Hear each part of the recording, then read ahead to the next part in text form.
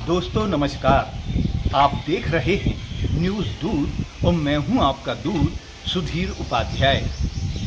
एक समय था जब प्राणी प्राकृतिक उपहारों के साथ अपने जीवन को जिया करते थे, लेकिन आधुनिक व्यवस्था और विज्ञान के आगे बढ़ते बढ़ते जीवन अब जीने की कला के साथ साथ कठिन भी होता जा रहा है।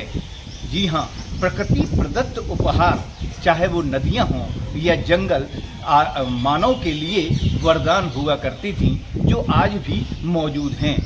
लेकिन क्या वास्तव में उन प्रकृति प्रदत्त वरदानों को हम सही रूप से जी पा रहे हैं?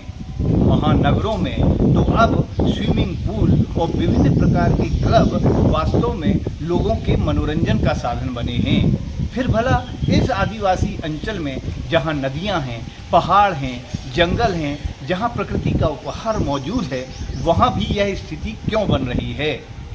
कान्हा नेशनल पार्क में वन्य प्राणियों को सुरक्षित करने के लिए और इस प्रचंड गर्मी में उनको पेयजल उपलब्ध करने के लिए सभी प्रकार के वन्य प्राणियों के लिए जलाशय बनाए जाते हैं। बताया यह जाता है कि कान्हा नेशनल पार्क में करीब 125 वन्य टाइगर मौजूद हैं। उनके लिए जगह जगह जलाशय बनाए गए हैं ताकि वे स्विमिंग पूल जैसा आनंद ले सकें, लुत्फ उठा सकें। वहीं दूसरी ओर जब आप शहर की ओर आ जाते हैं, जहां मनुष्य स्वयं प्रकृति प्रदत्त नदी, जिसे हम मां नर्मदा भी कहते हैं, उसमें प्राकृतिक रूप से स्विमिंग पूल का आनंद ले रहे हैं। लेकिन जरा सोचिए तो, क्या वास्तव में नर्मदा जी की वह धारा अब वैसी धारा बची है? इसके कारण पर यदि हम जाते हैं तो कहीं न कहीं मां नर्मदा को हम और आप सभी मिलकर प्रदूषित ही कर रहे हैं।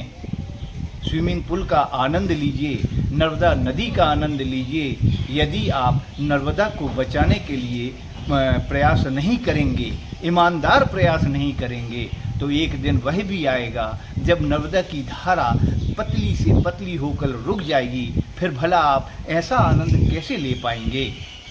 उम्मीद है आपको वो कान्हा नेशनल पार्क की तरह जो वन्य प्राणियों के लिए जलाशय बनाया गया है, वैसा मनुष्य के लिए ना बनाया जाए। इसलिए कृपया नर्मदा को प्रदूषण से बचाएं, क्योंकि नर्मदा तो आपकी हमारी जीवनदायिनी है। धन्यवाद। जय हिंद।